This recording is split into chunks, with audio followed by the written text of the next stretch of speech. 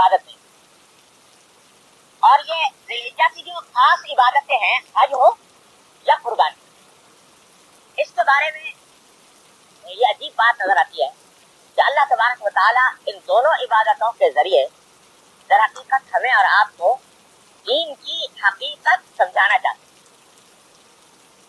کہ دین کی حقیقت اصل میں یہ ہے کہ کسی عمل میں اپنی ذات کے اندر کچھ نہیں رکھا, نہ کسی عمل میں, نہ کسی جگہ میں, نہ کسی وقت میں اپنی ذات میں کچھ نہیں رکھا. جو کچھ اس کے اندر فضیلت آتی ہے وہ ہمارے کہنے سے آتی ہے. ہم کہتے ہیں کہ وہ کام کرو تو یہ اجر و ثواب کا کام ہے. ہم نہیں کہتے کہ نہ کرو تو اس میں کوئی اجر و ثواب نہیں. وہی میدان عرفات 9 تاریخ کے علاوہ 9 ذوالحجہ کے علاوہ آپ 10 کو چلے جائیے, وہاں 11 کو چلے جائیے, اور سال کے 360 دنوں میں سے 359 دن وہاں گزار لیجیے. ایک ہفتہ برابر عبادت کا ثواب نہیں ملے. حالانکہ میدان وہی جبل رحمت, وہی میدان عرفات اور وہی ریگزار جو 9 ذوالحجہ کو تھا وہی سارے سال موجود ہے.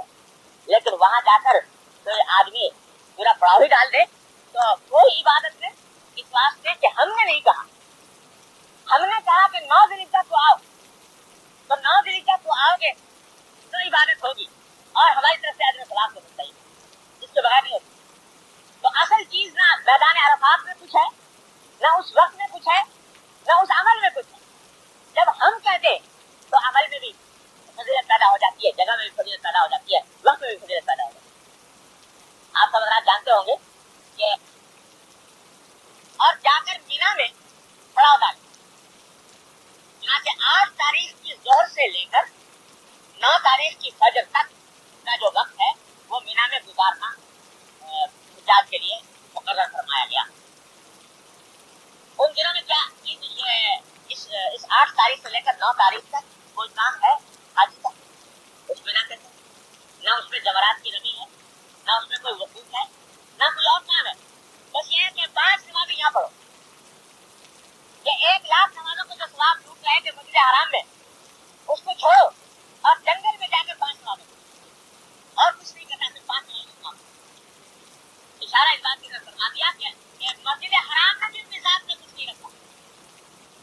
مسجد حرام کا اجر و ثواب بھی ہمارے کہنے کی وجہ سے, جب ہم کہیں کہ یہاں پڑھو تو ثواب ہے 1 لاکھ نمازوں کا ثواب, اور جب ہم کہیں کہ نہیں اسے چھوڑ دو تو اب میدان میں جا کر پڑھ جاؤ, وہاں پر نمازوں میں جو ثواب ملے گا وہ مسجد حرام میں نہیں ملے گا. وہ سوچے کے ساتھ جو 1 لاکھ نمازوں کا ثواب مل رہا ہے تو خام میں چھوڑ کر کیوں جائیں, اور تو کوئی کام ہے نہیں, چلو 5 نماز یہی پڑھ لیتے. تو وہ 5 نمازیں جو پڑھے گا وہ 1 لاکھ نمازوں کا ثواب تو پوجا, 1 نماز کا بھی ثواب پورا نہیں ملے گا. اس لیے کہ حج کے ارکان میں مناسب کی کمی کرتی اللہ کے حکم کے خلاف. تو حج کی عبادت میں بھی جگہ جگہ قدم قدم پر یہ بات نظر آتی ہے کہ یہ بت توڑے گئے ہیں جو انسان اپنے سینے میں بسا لیتا ہے. ان بتوں کو توڑا گیا کہ اپنی ذات میں کسی عمل میں کچھ نہیں رکھا, اپنی ذات میں کسی مقام میں کچھ نہیں رکھا, اپنی ذات میں کسی جگہ میں کچھ نہیں رکھا. جو کچھ ہے ہمارے حکم کی اتباع میں ہے, جو ہم کرتے اس کے اندر ہے برکت, اس کے اندر ہے اجر و ثواب. جب ہم کہیں کہ نہ کرو تو نہ کرنے میں ثواب. تو حج کی ساری عبادتوں میں نہیں طرح سے اب اندازہ لگائیے کہ صاحب ایک پتھر کھڑا ہوا ہے اور پوری قوم 22 لاکھوں افراد وہ ہاتھوں میں کنکریاں لے ہوئے پتھر کو مار رہے ہیں, پتھر کو کنکری مار رہے ہیں. کوئی پوچھے کہ بھائی کیا ہو رہا ہے, کیا اس کا مقصد کیا ہے؟ یہ دیوانگی معلوم ہوتی ہے. اس پتھر کے اوپر برسائے جا رہے ہیں کنکری, اس پتھر نے کیا قصور کیا تو اس کے اوپر کنکریاں برسائی جا رہی. یہ حکم دے دیا کہ کرو, اب کیونکہ ہم نے کہہ دیا کہ کرو, اب اس کے بعد اس میں حکمت, مصلحت, عقل اور عقلی دلیلیں یہ تلاش کرنے کا مقام نہیں. اب اس عمل ہی میں اجر ہے, اس عمل ہی میں ثواب ہے, اسی دیوانگی میں لطف ہے, اور اسی دیوانگی کے اندر اللہ تبارک و تعالیٰ کی رضا ہے. تو یہ قدم قدم پر سکھایا جا رہا ہے حج کی عبادت کے اندر کہ اپنے عقل کے سانچے میں تم نے جو چیزیں بٹھا رکھی ہیں اور جو سینے میں بت بسا رکھے ہیں ان کو توڑو اور آ کر اس بات کا اطلاق پیدا کرو کہ جو کچھ ہے وہ ہمارے حکم کی اتباع ہے, اور یہی چیز قربانی.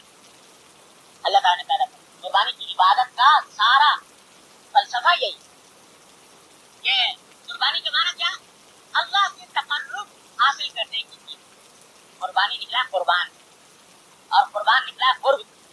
تو قربان کے معنی وہ چیز جس کے ذریعے اللہ تعالیٰ کا تقرب حاصل کیا جائے. تو یہ قربانی جو مشروع کی گئی اس میں سارا سبق یہ سکھایا گیا کہ ہمارے حکم کی اتباع کا نام دین ہے. ہمارے حکم کی جب ہمارا حکم جب آ جائے تو اس کے بعد نہ عقلی گھوڑے دوڑانے کا موقع ہے, نہ حکمتیں اور مسلکیں تلاش کرنے کا موقع ہے, نہ اس کے اوپر چور و چرا کرنے کا موقع ہے. بس ایک مومن کا کام تو یہ ہے کہ جب حکم آ گیا تو سر جھکائے اور اس حکم کی اتباع. حکم آ گیا کہ بیٹے کو قربان کر, بیٹے کو ذبح. اور حکم بھی کیسا ہے, یعنی حکم بھی ایک صورت یہ تھی کہ براہ راست وحی آ جاتی, اللہ تبارک و تعالیٰ وحی کے ذریعے حکم نازل فرما دیتے کہ اپنے بیٹے کو ذبح کرو. نہیں, حکم دیا گیا خواب میں, خواب میں دکھایا گیا کہ اپنے بیٹے کو ذبح کرو. تو اب جیسا کوئی تعویل کرنے والا مولوی ہوتا تو کہتا کہ بھائی یہ تو خواب کی بات ہے, یہ اس کے اوپر کیا عمل کرنا ہے. یہ بھی ایک امتحان تھا کہ آیا جب انبیاء کرام کا خواب وحی ہوتا ہے تو اس وحی کے اوپر یہ عمل کرتے ہیں کہ نہیں کرتے. تو خواب میں دکھائے اور خواب میں دکھانے کے بعد یہ پتہ چل گیا کہ اللہ تبارک و تعالیٰ کی طرف سے بیٹے کو قربان.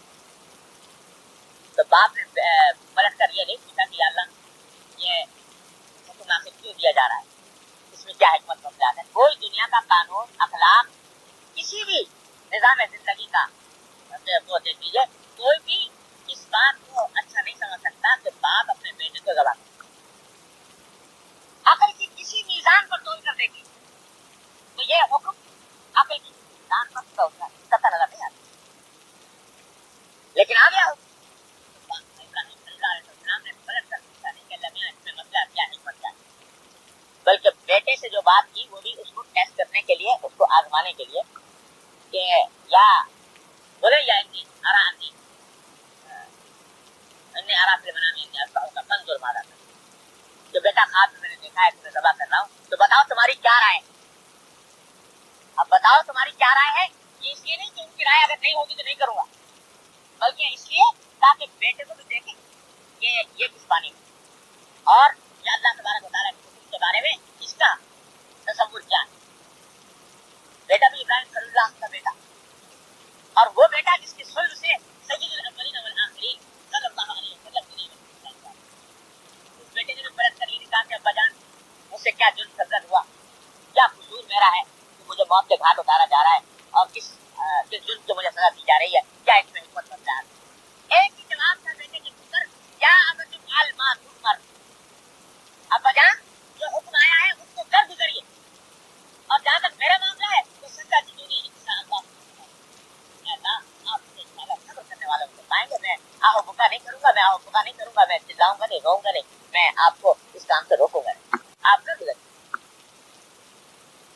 جب باپ بھی ایسا جلیل القدر اولو العزم اور بیٹا بھی ایسا اولو العزم, اور اس کے نتیجے میں دونوں باپ اور بیٹے اللہ کے اس حکم پر عمل کرنے کے لیے تیار ہو گئے. باپ نے بیٹے کو زمین پر لٹا دیا, اور لٹایا بھی کس طرح, اللہ تعالیٰ نے قرآن کریم میں اس کو بڑی شان سے بیان کرنا ہے.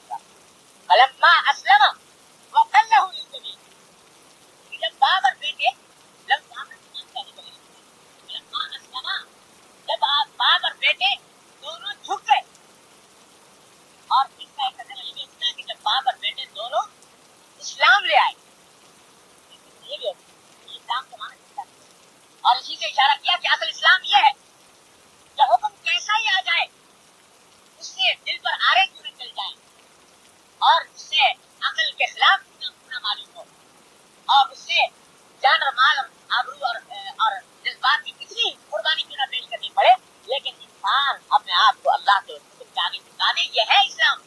جب دونوں اسلام لے آئے, دونوں جھک گئے اللہ کے حکم کے آگے.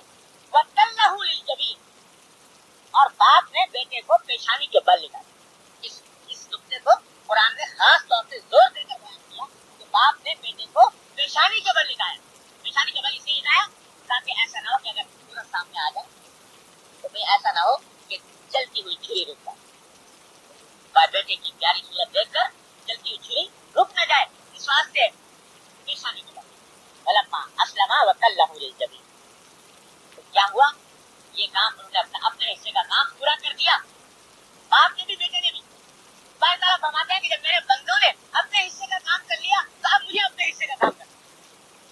چنانچہ میں نے اپنے حصے کا کام کیا. وَنَادَيْنَاهُ أَن يَا إِبْرَاهِيمُ قَدْ صَدَّقْتَ. یا ابراہیم تم نے اپنی خواب کو سچا کر دکھایا، اب ہماری دنیا کو تماشا دیکھو. آنکھیں کھولی، دیکھا تو اسماعیل علیہ السلام ایک جگہ بیٹھے ہوئے مسکرا رہے اور وہاں پر کتا دبا کے پڑا ہے.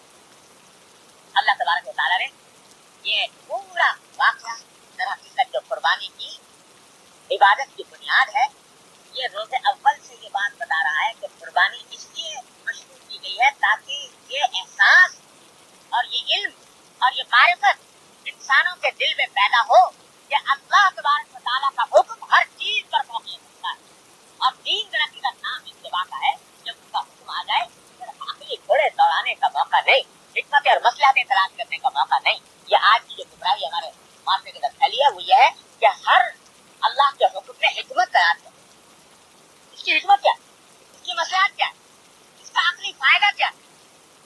جانانا کیا اگر عقلی فائدہ سمجھ میں آئے گا تو کریں گے، نہیں آئے گا تو نہیں کریں گے. ارے کیا دین ہوا، کیا اتباع ہوئی؟ اتباع کا اس کا نام ہے کہ ابراہیم صلی اللہ علیہ وسلم نے کر کے دکھائی اور جو اس کے بیٹے نے کر کے دکھائی. تو اللہ تبارک و تعالیٰ نے اسی کی یاد کو برقرار رکھنے کے لیے یہ قیامت تک اللہ کو یہ عمل اتنا پسند آیا قیامت تک کے لیے جاری رکھ دیا ہے. وَتَرَكْنَا عَلَيْهِ فِي الْآخِرِينَ. ہم نے آنے والوں سب کو اس عمل کی نقل اتارنے کا پابند کر. یہ جو ہم قربانی کرنے جا رہے ہیں یہ در حقیقت جیسے ابراہیم و اسماعیل علیہ السلام کی اس عظیم الشان قربانی کی نقل اتارنے اور نقل اتارنے